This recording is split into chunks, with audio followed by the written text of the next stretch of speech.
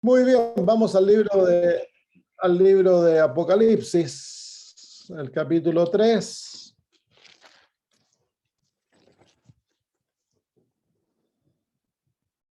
Estamos en los versículos 15 y 16.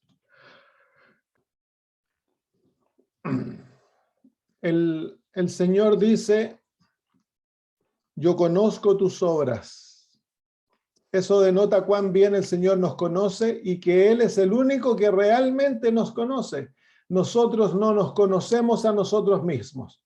¿Por qué? Porque tenemos un corazón engañoso. El corazón es engañoso más que todas las cosas, dice la Biblia. No hay nada más engañoso que el corazón controlado por el pecado. Así que eso demanda que nosotros no dependamos de nosotros. Debemos depender en la palabra de Dios. La única manera que nosotros podemos conocernos a nosotros mismos es tomando lo que la Biblia dice de nosotros. Y ya lo hemos estudiado antes. ¿Qué dice la Biblia de nuestra naturaleza pecaminosa? No hay nada bueno. El apóstol Pablo dice: porque yo sé que en mí, esto es en mi carne, nada bueno hay. Nada bueno hay. Cuando el ser humano se siente bueno en sí mismo, es porque está muy lejos de Cristo. El primer paso para la salvación se encuentra en las bienaventuranzas, cuando el Señor Jesús dice: bienaventurados los pobres en espíritu, los menesterosos.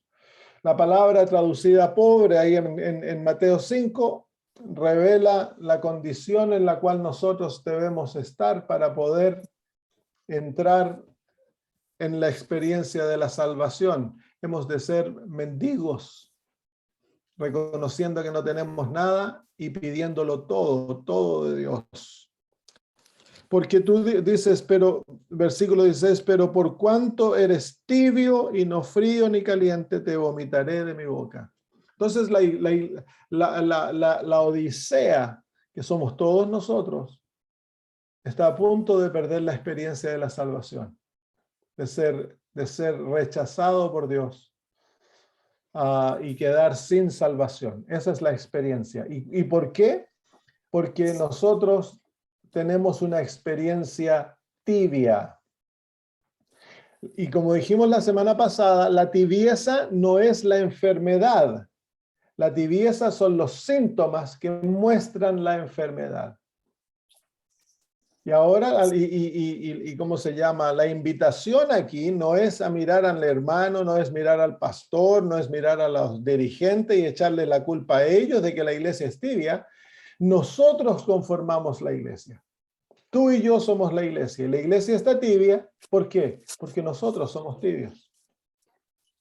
¿Y qué quiere decir la tibieza? Vimos eso la semana pasada, antes de terminar, en el libro de Isaías. Y eso es lo que vamos a ver ahora. Isaías 29:13. Isaías 29:13.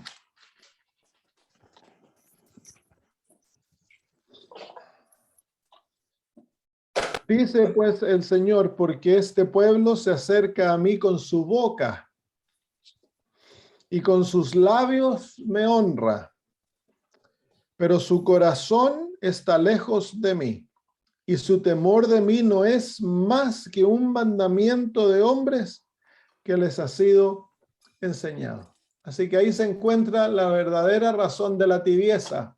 El corazón está lejos, el corazón no está sometido, el corazón no ha sido entregado, el corazón sigue aún siendo controlado por el yo, pero tenemos una apariencia externa de cristianismo. Con la boca decimos grandes cosas. Con la boca honramos a Dios. Y eso es lo que viene luego en el próximo versículo de Apocalipsis capítulo 3. Miren lo que dice la Odisea. Esto es lo que la boca habla. Versículo 17 dice, porque tú dices, esta es la profesión audible de la Odisea. Yo soy rico y me he enriquecido y no tengo necesidad de nada. Yo soy rico, me he enriquecido y no tengo necesidad de nada. ¿Qué son las riquezas espirituales? Saben ustedes que esta situación, esta expresión, es una expresión de orgullo y es muy similar a lo que Babilonia dice. Miren, vengan a Apocalipsis capítulo 17. Perdón, capítulo 18. Versículo 7. Dice, cuanto ella se ha glorificado y ha vivido en deleites, tanto dadle de tormento y llanto, porque dice en su corazón, yo estoy sentada como reina y no soy viuda y no veré llanto. Se siente rica, enriquecida, sin necesidad de nada. En otras palabras, queridos hermanos, la experiencia de la Odisea, a pesar que la Odisea no es Babilonia y nunca va a llegar a ser Babilonia, según las palabras del Espíritu de Profecía, la Odisea tiene una experiencia babilónica. ¿Por qué? Porque el yo no ha sido sometido a Cristo, el corazón no ha sido entregado al Señor, el corazón no ha sido santificado por la gracia divina. Tenemos una profesión de ser cristianos, nos llamamos cristianos, nos sentimos ricos. ¿Qué es eso sentirse rico? Eso se ve tan bien en la experiencia del joven rico. Mire, vengan al libro de Marcos, capítulo 10. El joven rico. El joven rico se sentía rico de dos maneras: físicamente y espiritualmente. Y fueron las riquezas espirituales, su sentimiento de ser rico espiritualmente que lo llevó a perderse. Dice el versículo 17, al salir él para seguir su camino, vino uno corriendo, hincando la rodilla delante de él, le preguntó, maestro bueno, ¿qué haré para heredar la vida eterna? Jesús le dijo, ¿por qué me llamas bueno? Ninguno hay bueno, sino solo uno. Lo primero que Jesús confronta a este muchacho es esta idea de ser bueno. ¿Por qué Jesús tan directamente confronta a este muchacho con la idea de ser bueno? Porque este muchacho se siente bueno. La pregunta, ¿qué haré para heredar?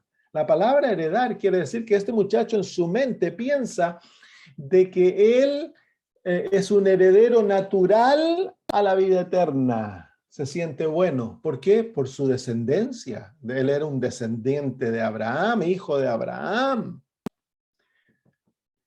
Y luego en el versículo 19, Jesús le dice, los mandamientos sabes.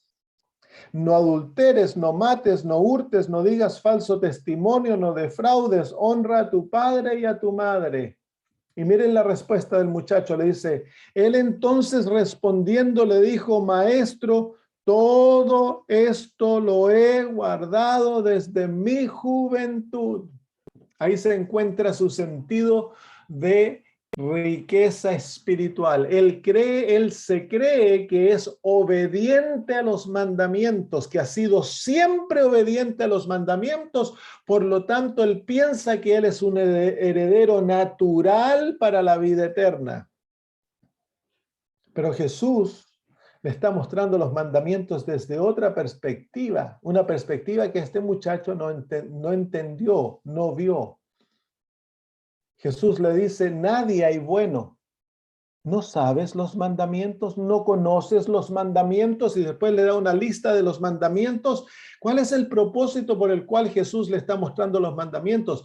Porque el propósito de los mandamientos no es mostrarnos cuán buenos somos. El propósito de los mandamientos es mostrarnos cuán malos somos. Y yo quiero que tú te des cuenta, querido hermano, de que Jesús en su carne no se considera bueno. Él dice, hay uno solo bueno, es Dios. Él se excluye.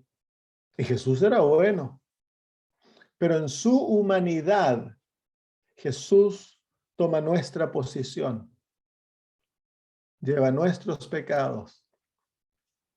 Lleva nuestra culpa. Y si Jesús, que nunca pecó, que ni siquiera en pensamiento, él era inocente, puro, no conoció el pecado. Satanás no tenía nada en su ser. No se considera bueno. ¿Quiénes somos nosotros para considerarnos buenos? Entonces, la primera riqueza espiritual, la riqueza espiritual de este muchacho, es el creer que él es obediente a todos los mandamientos. Y mire, luego el Señor Jesús le va a mostrar que él nunca ha obedecido la ley. Entonces, versículo 21 dice, el versículo 20 dice, entonces respondiendo le dijo, maestro, todo esto lo he guardado desde mi juventud. Entonces Jesús mirándole le amó y le dijo, una cosa te falta. Y en esto le falta todo. Anda, vende todo lo que tienes y dalo a los pobres y tendrás tesoros en el cielo. Y ven y sígueme tomando tu cruz. Entonces aquí Jesús le va a mostrar al muchacho que a pesar de que él ha tenido una experiencia externa con la ley de Dios, externamente este muchacho parece un muchacho bueno. Este muchacho no anda en discotecas, no se anda acostando con mujeres, no anda usando drogas. Este muchacho no es deshonesto en sus negocios. Este muchacho es un muchacho que parece bueno. En los ojos de la comunidad, en los ojos de su iglesia, este muchacho es un muchacho bueno. Toda familia le hubiera gustado tener un muchacho como esto. Toda iglesia, si él hubiera sido ahora un muchacho de nuestra iglesia, sería el líder de jóvenes, a lo mejor anciano. Pero le faltaba algo. ¿Qué era lo que le faltaba? El principio del amor. Cuando Jesús le mostró y le puso la condición, anda, vende todo lo que tiene y dáselo a los pobres. Y ven y sígueme tomando tu cruz. El muchacho se fue, dice la Biblia en el versículo 22, pero él afligido por esta palabra se fue triste porque tenía muchas posesiones. El muchacho se dio cuenta de lo que Jesús le pedía. Y no quiso hacer el sacrificio. El sacrificio no era tanto el dinero había sido sacrificado felizmente, el sacrificio era el sacrificio del yo, para que Dios pudiese implantar su amor en el alma. Pues el amor lleva entonces al poseedor del amor divino naturalmente a poner a otros antes que a sí mismo. Es el principio del amor, tan solo es lo que nos capacita para obedecer la ley de Dios como se debe obedecer. Si no hay amor en el corazón, la obediencia es rebelión y desobediencia. Si pudiese, la hermana Vanessa o hermano, si pudiese, por favor, cerrar su micrófono. Gracias. Entonces, el principio del amor es lo que nos lleva, queridos hermanos, a ser obedientes.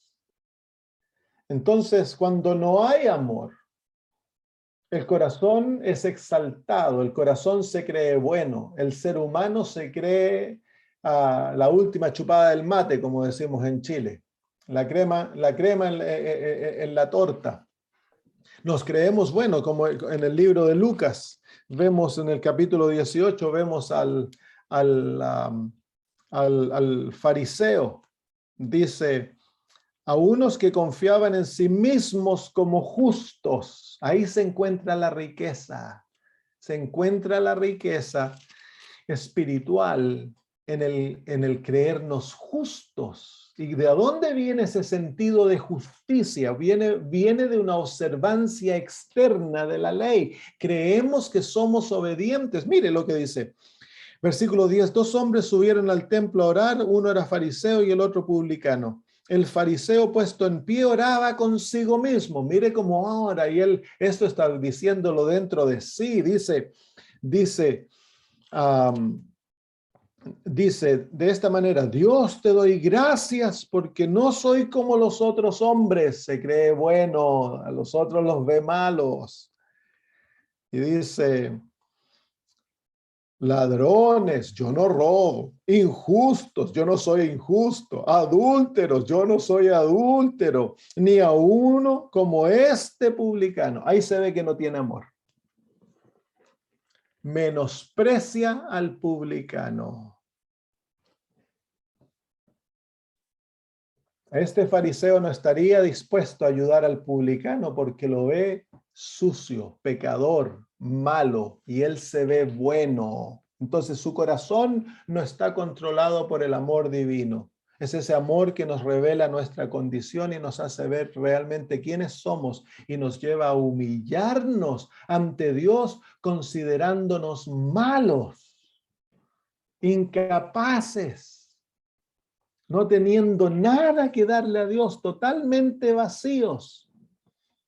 Entonces, miren, ayuno 2 veces a la semana, doy diezmo de todo lo que gano. Parece adventista este hombre, ¿no? Claro, si tenía reforma pro salud, tenía reforma del vestido, guardaba el sábado, pagaba el diezmo, esperaba al Mesías. Era adventista del séptimo día, pues. La misma actitud. Nosotros somos los fariseos modernos porque nos sentimos ricos y enriquecidos y tendemos a menospreciar a los demás. Mire la actitud del publicano. Mas el publicano, estando lejos, no quería ni aún alzar los ojos al cielo. ¿Cómo se sentía él? Malo. Dice, sino que se golpeaba el pecho diciendo: sé propicio a mí, pecador. En su maldad, en su pecaminosidad, este hombre no busca salvarse a sí mismo. Él va a Dios porque sabe que está malo. El amor de Dios está obrando en su corazón. Y este hombre se va al hogar acepto por Dios. El publicano no. El publicano no es, el fariseo no es acepto por Dios, el publicano se va. Pero en los ojos de la iglesia, de la comunidad israelita, el fariseo era el hombre espiritual, era el hombre que oraba en el público, era el hombre que se sabía la Biblia de memoria, era el hombre que podía explicar enigmas, pero fue rechazado por Dios. Y el publicano era el odiado por la comunidad, visto como pecador, como que no merecía nada. Y sin embargo, él es acepto por Dios. ¿Por qué? Porque uno se siente rico y el otro conoce su pobreza, su maldad. Uno se exalta ante Dios, el otro se humilla ante Dios. Entonces, la iglesia de la Odisea es el joven rico del tiempo del fin. Hay 3 jóvenes ricos en la Biblia. Está el joven rico, que representa a Israel. Está Pablo, que era un joven rico. Miren, vamos al libro de Filipenses. Y luego está la Odisea. La Odisea es el joven rico del tiempo del fin. ¿Por qué? Porque la Odisea es una iglesia joven que tiene la actitud de farisea. Se cree rica, que está enriquecida, que no tiene necesidad de nada. Entonces, se nos presentan las historias del joven rico como un ejemplo, y de Pablo como un ejemplo de la decisión que ha de hacer la Odisea. Ingrid, si pudieras apagar tu micrófono, por favor. Gracias. Gracias. Entonces, miren la experiencia del apóstol Pablo. Capítulo 3 de Filipenses dice, miren, leamos del versículo 1, cómo el apóstol enseña a la iglesia a no confiar en sí mismo. Dice, por lo demás, hermanos, gozaos en el Señor. A mí no me es molesto el escribiros las mismas cosas, y para vosotros es seguro. La lección que se debe repetir cada día en nuestra vida es que debemos gozarnos en Cristo, no gozarnos en nosotros mismos. Dice, guardaos de los perros, guardaos de los malos obreros, guardaos de los mutiladores del cuerpo. Estos son los que le enseñan a la iglesia a confiar en sus propias obras.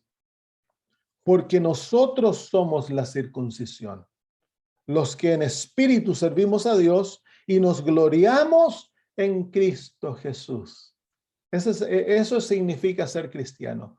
Es darle la vuelta a la espalda al yo, dejar de confiar en sí mismo, gozarnos en nuestras obras, creernos algo porque somos adventistas y tenemos el sábado y tenemos las profecías y tenemos la reforma pro salud. Debemos de dejar de sentirnos ricos por esas cosas, porque eso no nos hace rico a no ser que el corazón de Cristo, el amor de Cristo esté en nuestro corazón y estemos llenos de su justicia. Esas son las riquezas verdaderas. Y luego dice, y nos gloriamos en Cristo Jesús, no teniendo confianza en la carne. No tenemos confianza en nosotros mismos. Y luego mire lo que dice, aunque yo también de confiar en la carne, si alguno piensa que tiene de confiar en la carne, yo más. Y ahora el apóstol Pablo nos muestra cuál era su experiencia antes de encontrarse con Jesús. Él dice, circuncidado el 8º día, del linaje de Israel, de la tribu de Benjamín, hebreo de hebreos. En cuanto a la ley, fariseo. Ahí se encuentra lo que le daba confianza a él antes, como el joven rico, de que era heredero de la vida eterna. En cuanto a celo perseguidor de la iglesia, en cuanto a la justicia que es en la ley, irreprensible. Esas eran sus ganancias. Eso era lo que lo hacía sentirse rico, confiado. Eso. Entonces luego dice, pero cuántas cosas eran para mi ganancia. Ahí se encuentra la palabra de riquezas, lo que me hacía sentir rico, confiado como el fariseo. Él cree que está acepto ante los ojos de Dios. Porque él guarda el sábado, él ayuna, él paga el diezmo, él cree que no es injusto, él cree que no es ladrón. Pero cuando se abren los ojos, como Jesús le hace al joven rico, y le muestra que él nunca guardó ninguno de esos mandamientos. ¿Por qué? Porque no está su corazón gobernado por el amor divino. Es imposible guardar la ley de Dios cuando nosotros estamos gobernados por el yo, porque el yo es egoísta, es lo opuesto al amor divino. Usamos la ley como una capa que encubre los pecados más horribles en el alma. Parecemos justos a los demás. Seguimos una serie de reglas que nos han sido enseñadas por el hombre. El corazón no está sometido, el corazón aún es rebelde, el corazón aún odia a Dios. Entonces dice, pero cuántas cosas eran para mi ganancia, mire ahora, las he estimado como pérdida por amor de Cristo. Entonces, cuando el apóstol se encuentra con Jesús y es verdaderamente convertido, esto en lo cual antes él confiaba, ahora lo ve como pérdida. Lo ve, antes lo consideraba ganancia, ahora es pérdida. Si él aún siguiese confiando en esas cosas eran buenas, la ley era buena, la circuncisión era parte de lo que Dios había pedido, todas esas cosas eran cosas buenas, pero si reemplazan a Cristo en el alma, llegan a ser pérdida. Nuestra confianza, nuestro amor debe ser Jesucristo. Y aquel amor maravilloso que llena el alma es lo que nos debe llevar por amor a vivir estas cosas. Pero no hemos de poner nuestra confianza y de encontrar nuestra seguridad en la observancia del sábado, en el que somos adventistas, el que tenemos la verdad y que tenemos el espíritu de profecía. Si tú haces eso, entonces estás confiando en la carne y estás perdido. Y eso es lo que le pasa a la Odisea. La Odisea se siente rica. Y luego el apóstol Pablo, mire lo que dice. Versículo 8 dice, y ciertamente aún estimo todas las cosas como pérdida por la excelencia del conocimiento de Cristo Jesús. ¿Se fijan que él tiene la experiencia opuesta al joven rico? Jesús invitó al joven rico a esta experiencia. Lo invita a amarle a él. Le invita a encontrar sus riquezas en Jesús y considerar todo lo demás como pérdida.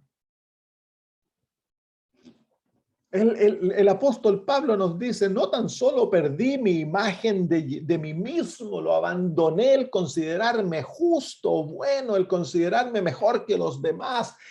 Todo eso lo consideré como pérdida, pero lo perdí todo lo perdió. Todo lo que él tenía lo perdió por Cristo Jesús. Y lo consideraba feliz. Mire lo que dice versículo 8, dice, y ciertamente aún estimo todas las cosas como pérdida por la excelencia del conocimiento de Cristo Jesús. En otras palabras, para él, el vivir era Cristo, el conocer era Cristo y estaba dispuesto a perderlo todo y lo perdió todo. Y luego dice, mi Señor, por amor, ¿se fijan que en su corazón está el principio del amor? Por amor del cual lo he perdido todo. Y mire ahora, mire qué lindo lo que dice. Y lo tengo por basura para ganar a Cristo. Ahí se encuentra la experiencia que Dios desea que la Odisea tenga. Pero la Odisea está en la disyuntiva. El mensaje de la Odisea nos presenta esta experiencia, la experiencia del apóstol Pablo. Pero nosotros estamos en la experiencia del joven rico y hemos de escoger. ¿Vamos con tristeza a volvernos e irnos de Jesús y seguir confiando en nosotros mismos, seguir creyendo en los buenos adventistas, seguir creyendo que tenemos la vida eterna cuando no amamos a Jesús? ¿O vamos como el apóstol Pablo a arrepentirnos de todo corazón y a poner todo a los pies de Cristo, comenzando con el corazón? Nosotros mismos hemos de ser crucificados, hemos de morir, hemos de ser enterrados con Cristo para que cuando resucitamos a una nueva vida en la cual yo no vivo, Cristo vive en mí, y la vida que vivo en la carne la vivo para Jesús, no la vivo para mí, y la vivo por fe en Él. Una vida de abandono propio por amor a Cristo, para que Él sea el que sea formado en nosotros. Así que ahí se encuentra la disyuntiva de la Odisea. La Odisea se cree rica. Vámonos de vuelta a Apocalipsis 3. Apocalipsis 3. La Odisea se cree rica. Tiene una posición de orgullo. Eso nos muestra que ella tiene confianza en sí misma. Dice el versículo 17 de 3, yo soy rico. Se fijan la palabra yo soy rico. La Odisea se está mirando a sí misma, no está mirando a Jesús, porque si ella mirara a Jesús, nunca se sentiría rica. Pero ella dice yo soy. Esa palabra yo soy viene del reino satánico.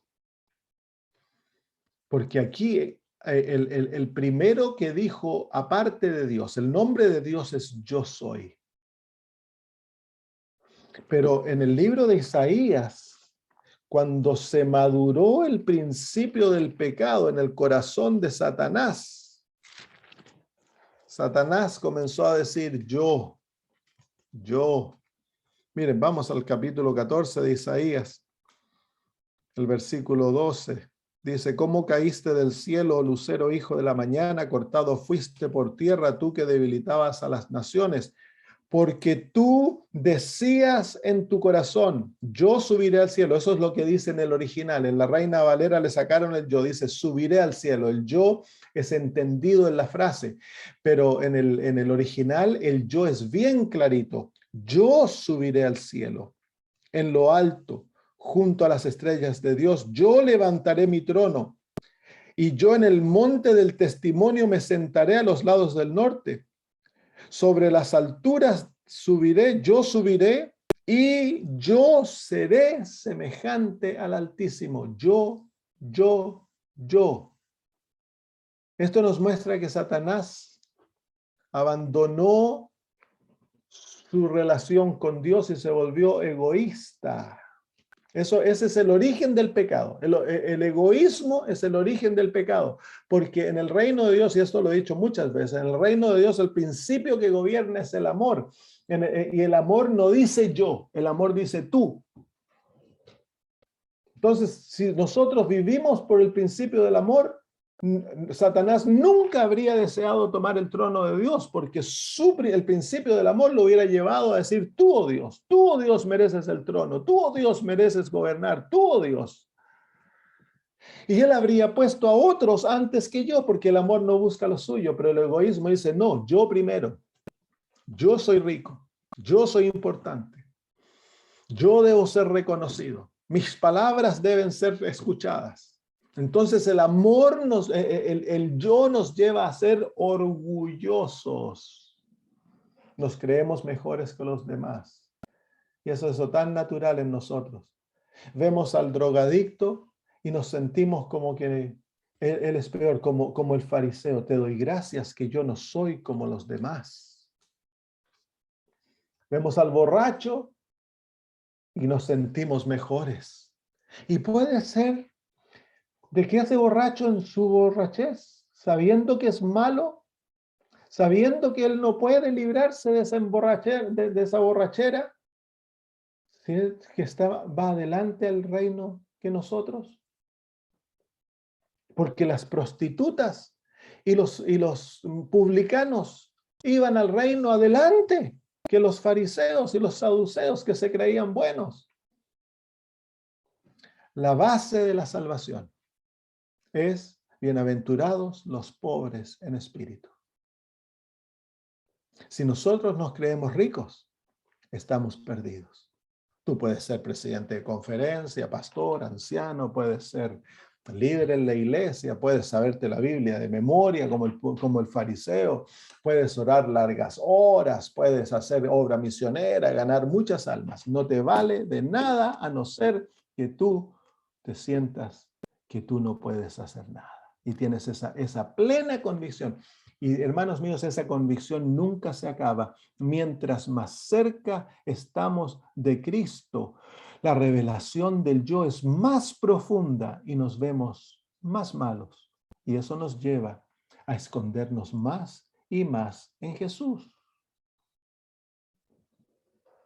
Es por eso que muchas veces las luchas que tenemos dentro de la iglesia son una manifestación del yo. Nos creemos, inconscientemente nos creemos mejores que los demás. A mí no me escuchan, a mí no me toman en cuenta, esta hermana no me saludó, ¿qué se cree que no me saludó? ¿No sabe que yo soy yo? Nos ofendemos por cosas, nos disgustamos cuando alguien no obra de la manera que a mí me parece que debieran obrar. Y esto se manifiesta en el hogar, en una experiencia controladora, una experiencia ¿cómo se llama? Queremos que la esposa ore de acuerdo a mí, o el esposo, y los controlamos, los manipulamos, a los hijos los forzamos, incluso la religión es forzada, no puede ser forzada. El amor no fuerza, el amor no empuja, el amor no patea. El amor invita, enseña, ora, ama, se humilla. Entonces, aquí se encuentra la verdadera enfermedad de la Odisea.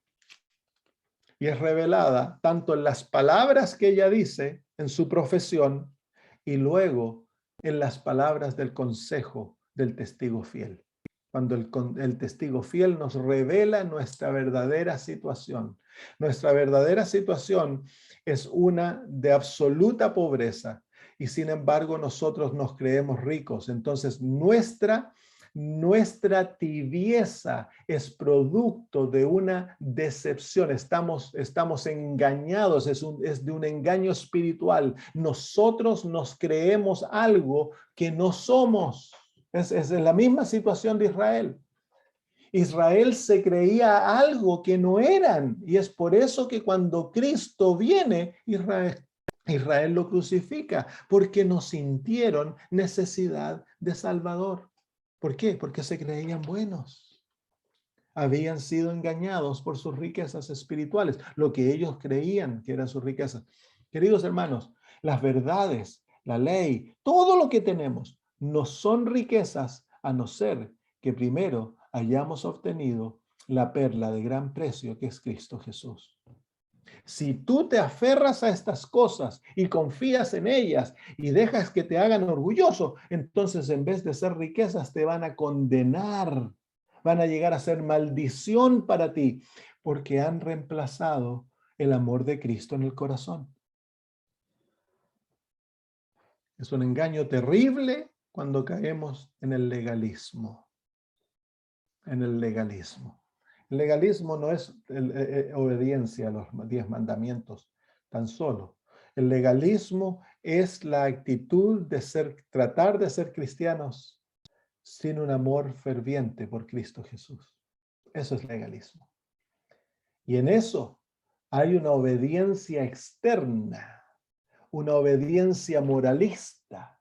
Obedecemos por temor al hombre, porque no me vayan a echar de la iglesia, qué van a decir el hermano, y dentro de esa apariencia de justicia, es una apariencia externa, nos pintamos, como dice el Señor Jesús, lavan la taza por fuera, pero por dentro sigue llena de corrupción. Son sepulcros blanqueados por fuera, parecen a todos bonitos, blanquitos, pero por dentro el corazón no ha sido cambiado. Entonces escondemos los pecados más oscuros: inmoralidad, amor a la violencia, orgullo, autoexaltación. Tenemos ira contra los demás, no perdonamos. Porque el único que puede cambiar el corazón es Cristo, a través de su Espíritu. Las verdades que tenemos no son capaces de cambiar el corazón, a no ser que sean aplicadas al alma a través del Espíritu Santo. Son incapaces. La ley es incapaz de cambiarte. La ley es incapaz de salvarte. Y es lo mismo con las verdades. El propósito de la verdad es llevarte a Cristo para encontrar libertad en Cristo. Si el Hijo os libertare, seréis libres de verdad, dice el Señor Jesús. Y Él lo hace a través de su Espíritu, que toma estas verdades, te muestra el error de tu vida, te muestra tus pecados y luego te lleva a Cristo para que obtengas perdón y obtengas libertad. Y luego, viviendo en estas verdades, en Jesús vives una vida de libertad.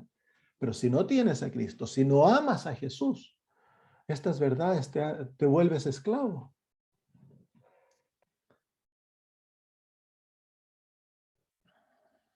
Muy bien, entonces el Señor Jesús, vamos a leer algunas cosas que el Espíritu de Profecía nos dice. Les voy a compartir la pantalla, si me dan la oportunidad de compartir la pantalla. Aquí se encuentra, estoy pasando bastante tiempo en esto, porque aquí se encuentra la enfermedad, nuestra enfermedad, por la cual no amamos a Jesús, por la cual aún hemos tenido a Jesús afuera. El yo sigue reinando. Muy bien. Carolina, o ¿quién está a cargo del programa esta noche? Muy bien, vamos a compartir algunas citas. Aquí está. Dice: el mensaje a la iglesia de la Odisea se aplica a nuestra condición. Claramente se pinta la posición de aquellos que piensan que tienen toda la verdad, que se enorgullecen en su conocimiento de la palabra de Dios, mientras que su poder santificador no se ha dejado sentir en sus vidas. El fervor del amor de Dios no está en sus corazones. Sin embargo, es este fervor del amor que hace del pueblo de Dios la luz del mundo. Es el amor de Dios que nos hace la luz del mundo. Y si no tenemos aquel amor, entonces no somos luz. Otra más, el mensaje a la iglesia de la Odisea se aplica más decididamente a aquellos cuya experiencia religiosa es insípida, quienes no testifican decididamente por la verdad. ¿Y qué es lo que hace que nuestra experiencia religiosa no sea insípida, sino que sea sabrosa, sea algo que los demás quieren tener? Es el amor de Cristo, pues. Es el amor morando en el corazón, que nos lleva, en un lado, nos lleva a ser como Jesús, pacientes, misericordiosos, tiernos de corazón, justos. Nos lleva a tener compasión del pecador, nos lleva a ser pacientes con él. Y en el otro lado, nos lleva a vivir una vida de obediencia estricta al Señor. Pero no es una obediencia legalista, es una obediencia amorosa. Otra más, muchos son laodicenses, viven en un engaño espiritual propio. ¿Se fijan que es un engaño espiritual? Se visten en los mantos de su propia justicia. Yo soy rico, me he enriquecido. Es nuestra propia justicia. Nos miramos a nosotros como que fuésemos buenos. Se imaginan a sí mismos como ricos y enriquecidos que no tienen necesidad de nada, pero en realidad ellos necesitan diariamente aprender de Jesús, su humildad y mansedumbre. Si no, se encontrarán a sí mismos arruinados toda su vida siendo una mentira. Qué mensaje duro. Es duro el mensaje. ¿Por qué? Porque el Señor desea llevarnos al arrepentimiento. Y la única manera de que se manifieste el arrepentimiento en el alma es, uno, debemos la realización de nuestra verdadera situación. Y segundo, es la realización del amor divino por nosotros. Es por eso el Señor Jesús, luego de que presenta nuestra situación, dice, al que yo amo, castigo. Nos ama, pues. Es el amor divino que nos lleva al arrepentimiento, dice las Sagradas Escrituras. Otra cita, el amor al yo destruye el amor de Cristo. No pueden morar ambos en el corazón. O mora el amor de Cristo, o mora el egoísmo en el corazón. Todos los que viven para ellos mismos están clasificados bajo la iglesia de la Odisea, quien es tibia, ni fría, ni caliente. El amor al yo, ¿se fijan? Ahí se encuentra el problema de la Odisea. Ama al yo. El yo no ha sido entregado, no ha sido crucificado. El ardor del primer amor se ha convertido en egoísmo. El amor de Cristo se expresa en acciones. Si el amor por Cristo es tenue, el amor por aquellos por quien Cristo murió se degenerará.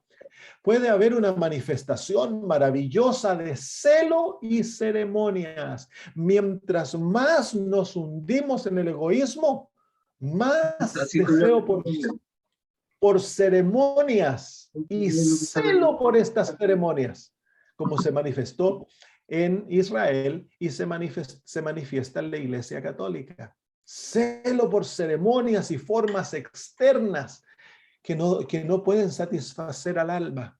Y eventualmente el culto a Cristo se vuelve simplemente algo que hacemos, pero que no, el amor a Él no está conectado. Venimos, cantamos, se pueden haber coros, los cultos son maravillosos, pero no tienen valor alguno si no están motivados por amor a Cristo. Puede haber una manifestación maravillosa de celo y ceremonias, pero ellas son el resultado de su religión inflada por el yo. Cristo los representa causándole náuseas. A ver, hay alguien por ahí que no ha apagado su micrófono. Revisen sus micrófonos, por favor, queridos hermanos. Me parece que es Olimpia. Hermana Olimpia o hermano, si pudiera usted apagar su micrófono. ¿Escuchaste, negra? Gracias, muchas gracias. A veces tocamos la pantalla y se prende el micrófono sin querer. Otra. Dice, la exaltación propia es un elemento peligroso. cubre todo lo que toca. Es la hija del orgullo y trabaja tan sigilosamente que al menos que se cuide contra ella, tomará posesión de los pensamientos y control de las acciones. El mensaje de la Odisea debe ser predicado con poder, pues especialmente se aplica ahora, hoy, más que nunca antes. Se ven el orgullo, ambición mundana, exaltación propia, falsedad, hipocresía y engaño. Muchos hablan grandes palabras vanidosas y diciendo yo soy rico y me he enriquecido y no tengo necesidad de nada. Sin embargo, son miserables y pobres y ciegos y desnudos. Así que ahí se encuentra la enfermedad de la Odisea, queridos amigos. Ahí se encuentra la verdadera enfermedad de la Odisea. El problema con la Odisea es que la Odisea se ama a sí misma más de lo que ama a Cristo. Es como el joven rico. El joven rico parecía un joven celoso por las obras de Dios, celoso por los mandamientos, celoso hasta que confrontó a Jesús. Cuando Jesús le reveló del alma, le reveló su alma, le reveló lo que estaba realmente el corazón, que el corazón de él no estaba lleno del amor de Dios. Entonces el joven rico se fue triste. Se realizó que toda su vida había sido un engaño, pero como se amaba tanto a él mismo, no estuvo dispuesto a someterse a los pies de Jesús.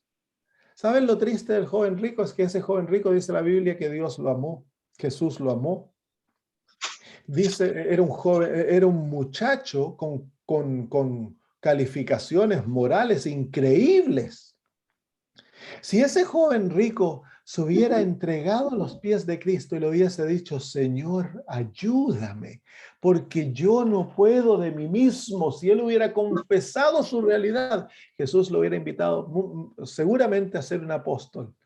Y le habría dicho, sígueme, los otros están en el mismo problema que tú. No fue hasta la cruz que todos los apóstoles fueron realmente convertidos. Cuando la cruz destruyó su deseo de grandeza y su confianza en sí mismo, todos ellos se creían mejores que los demás. Amaban a Cristo, pero se amaban a sí mismos más que a los demás, que a Jesús. Nunca se habían sometido a la autoridad de Cristo. Entonces la cruz despedazó la confianza en sí mismo, en sí mismos. Fueron destruidos internamente. Y entonces cuando Cristo apareció el domingo de noche y se les mostró, lo amaron de todo corazón, porque el yo había sido destruido. Y esa, hermana Olimpia, si pudiera usted, por favor, ahí yo la apagué. Muy bien, gracias. Entonces ahí se encuentra, pues, ahí se encuentra la realidad tuya y mía. Esa es la realidad. Ese es quienes somos. Somos la Odisea. ¿Y cuál es nuestro problema? Que el yo no ha muerto en nuestra experiencia. Entonces, ¿qué hemos de buscar?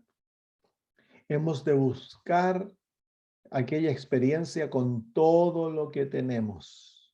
Si no la obtenemos, entonces nuestra vida eterna está en peligro, queridos amigos.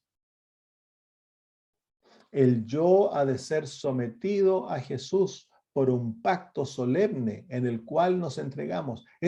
Queridos amigos, ese es el propósito del bautismo. El bautismo es la experiencia externa en la cual tú testificas al mundo, al universo y a Satanás que has muerto a ti mismo. Por eso el bautismo es un entierro. ¿Y a quién se entierra? Se entierran a los que han muerto. ¿Y a quién murieron? Al yo. Han hecho un pacto de muerte con Cristo. Se han unido a Cristo en la cruz. Veámoslo. Vamos a estudiar aquello. Ya lo he estudiado con algunos de ustedes, pero a lo mejor lo volvemos a repasar porque dice el apóstol Pablo que repetir las mismas cosas para ustedes es bueno. Y y para todos nosotros. Dice Filipenses 3:1, por lo demás, hermanos, gozaos en el Señor. A mí no me es molesto el escribiros las mismas cosas, y para vosotros es seguro. El yo ha de ser crucificado, ha de morir, y esto hemos de repetirlo diariamente. ¿Por qué? Porque si no el yo se olvida, pues, que está muerto. Hemos de entrar en aquella experiencia. Vamos a estudiarlo, porque es lo necesario.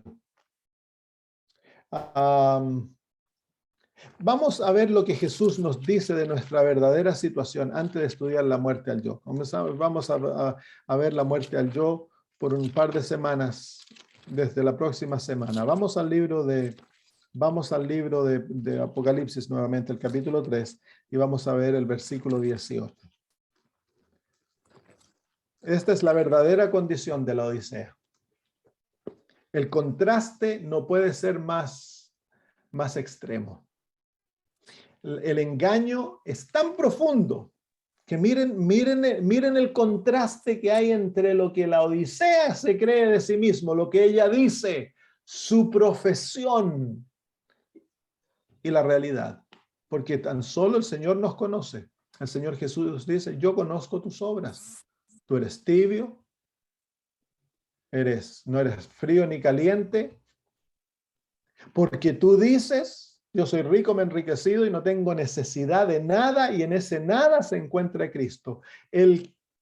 Aquel en cuyo corazón no está el amor de Dios no siente necesidad de Jesús.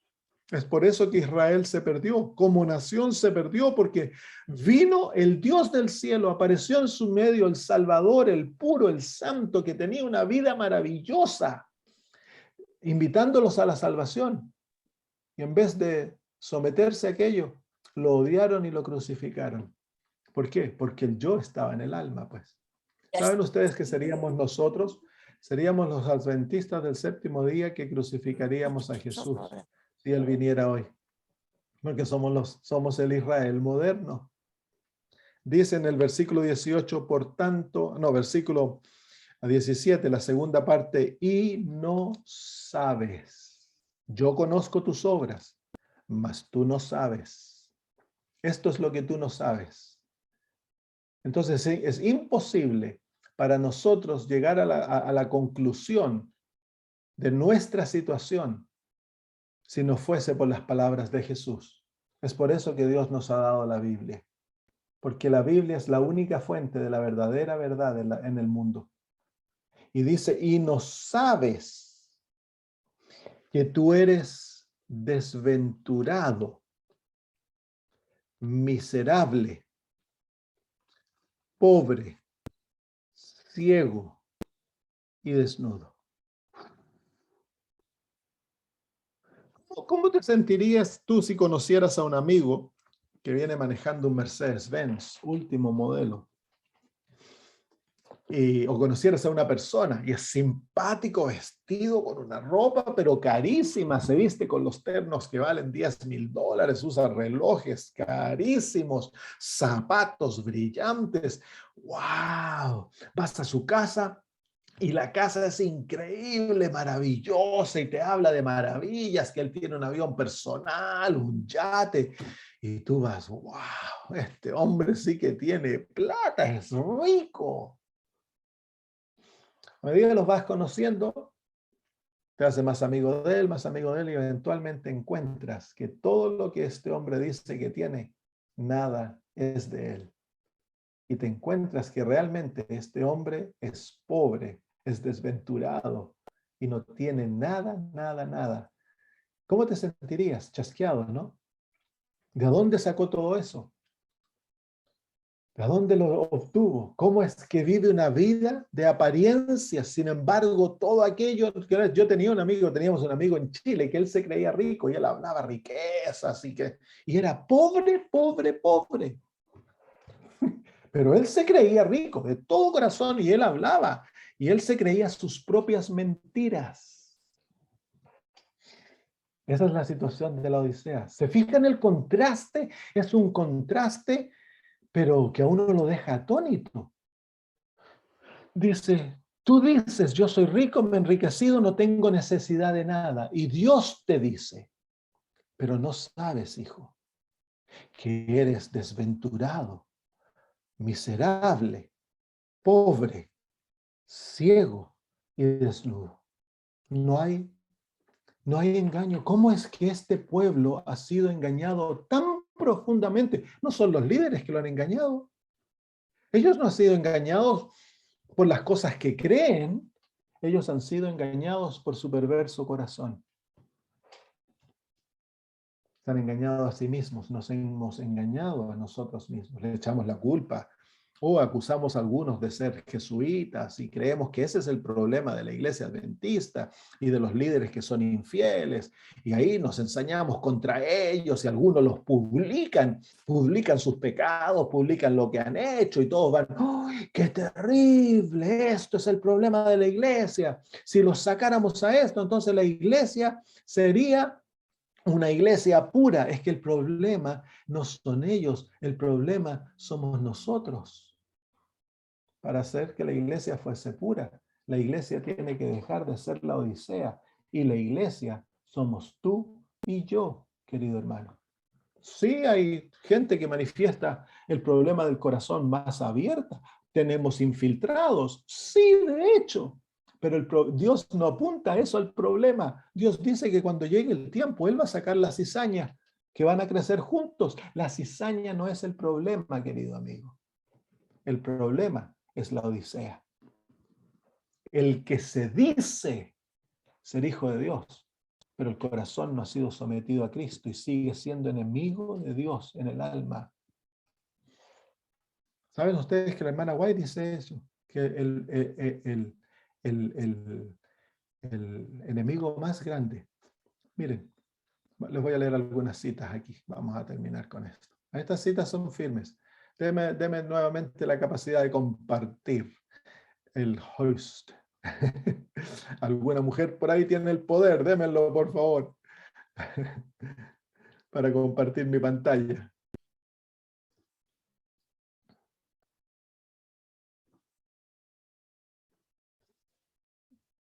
Bueno, si no, ahora me hicieron ya, gracias. Les comparto esta cita. Miren, dice, cristianos a medias, mire lo que dice, cristianos a medias son peores que los infieles. Uy. Pues por sus palabras mentirosas y posición evasiva guían a muchos por el mal camino. El infiel muestra sus colores verdaderos. El cristiano tibio engaña a ambos partidos. Él no es un buen mundano ni tampoco un buen cristiano. Miren ahora lo que dice. Satanás le usa para hacer una obra la cual nadie más puede hacer. Wow. Esa cita es fuerte. Cristianos a medias son peores que los infieles. Así que la cizaña que se encuentra dentro de nosotros, los jesuitas que nos han infiltrado, son terribles. Pero si tú estás a media convertido, tú sos peores que ellos. Pues por sus palabras mentirosas y posiciones evasivas guían a muchos por el mal camino. ¿Cuántos muchachos han abandonado la iglesia? Porque el papá, papá o la mamá o ambos en la iglesia aparecen luces. El papá predica y habla cosas maravillosas. Y los hermanos de la iglesia lo consideran como un hombre maravilloso, pero en la iglesia, en la casa es un demonio. Cristiano a media, cristiano de boca. En la casa parece torbellino, golpea a los niños, insulta a la mamá. Y si no somos verdaderos cristianos, en el hogar no se esconde, queridos hermanos. Entonces los muchachos crecen pensando que todos en la iglesia son iguales. Y dicen, para pertenecer a un lugar de hipócritas, mejor me voy al mundo. Y se van. Esta es la causa más grande de la apostasía juvenil dentro de la iglesia. Cristianos a medias. Nunca el yo ha muerto. Nunca ha muerto. Entonces, miren, Otra más. Hay aquellos quienes, a pesar de proclamar que sirven a Dios, son testigos en contra de Él. A ellos el mensaje a la iglesia de la Odisea les es dado. Cuando el ángel de venganza pase por la tierra, Cristo no puede decir de ellos, no los toquen. Yo les tengo grabado en mis manos. De estos cristianos a media, Él dice, yo los vomitaré de mi boca. Son ofensivos para mí. Porque, ¿cómo es posible de que si el corazón no ha sido renovado, transformado por la gracia divina, si el yo aún está sentado en el trono y gobierna mis decisiones, gobierna mis afecciones, cómo es posible entonces que decimos, amo a Jesús, Jesús es mi Salvador? Es una negación del uno del otro. El yo no ama a Cristo. Por eso es que Dios no puede transformar el yo. Lo único que Dios puede hacer con el yo es crucificarlo. El yo tiene que morir. Tiene que haber una batalla decidida, no contra el hermano, no contra el pastor. La batalla decidida, la batalla diaria, ha de ser la batalla contra mí. Que yo no tome el lugar de Cristo, que yo no tome el control, que yo no sea el que haga las decisiones, que yo no me ame a mí, que yo no ame mis opiniones y todo aquello que viene con el yo ha de morir. Eso es la santificación. Pero no puede haber santificación si no hubo la experiencia original de entregarnos a Cristo como el apóstol Pablo, que lo perdió todo por él. Se perdió a sí mismo, abandonó su confianza en sí mismo y murió a sí mismo en Cristo Jesús. Muy bien, vamos a dejarlo ahí, vamos a estudiar el versículo 17, la segunda parte, aquellas palabras las vamos a estudiar la próxima semana y luego vamos a repasar el tema de la muerte al yo. Y para muchos, a lo mejor si no me han escuchado presentarlo antes, va a ser algo nuevo, porque es una de las partes del Evangelio que muchos no hemos escuchado. Entonces lo vamos a estudiar con cuidado porque aquí se encuentra el secreto de dejar de ser la Odisea. Muy bien, yo sé que el mensaje de hoy día fue pesado, pero quiero volver a repetir las palabras de Cristo. Al que yo amo, reprendo. Sé pues celoso y arrepiéntete. El Señor Jesús nos está hablando directamente porque nos ama. Querido amigo, Dios te ama. Si estás luchando con el orgullo, si estás luchando con hipocresía, farisaísmo, si estás luchando con esto, de una religión externa, pero tú sabes que dentro estás vacío, el secreto está en Cristo. Él te ama, no te odia.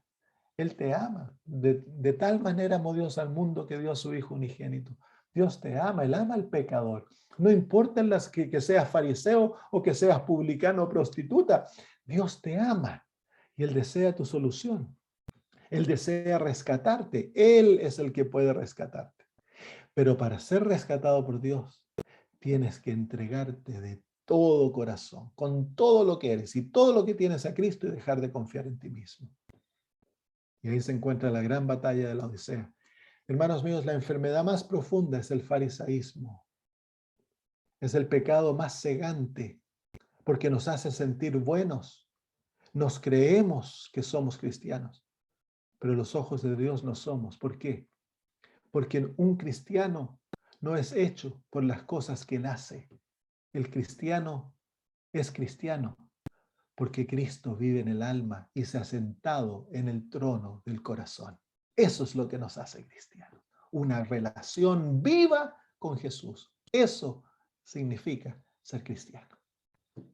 Lo demás viene como fruto de aquella experiencia en la cual yo me he enamorado de Cristo y Cristo ahora es mi todo, me gozo en Él, mi confianza es Él, Él es mi todo y feliz estoy dispuesto a perder todo por Jesús, incluso mi vida. ¿Por qué? Porque bueno, ya la perdí al principio, pues si fue crucificado con Él, ya morí, que me quiten la vida física no es nada en comparación a la muerte diaria, a mis deseos, a mis planes, al orgullo, a mi imagen propia, a mis derechos. Muy bien. Vamos a dar alguna palabra, algunas preguntas y luego terminamos.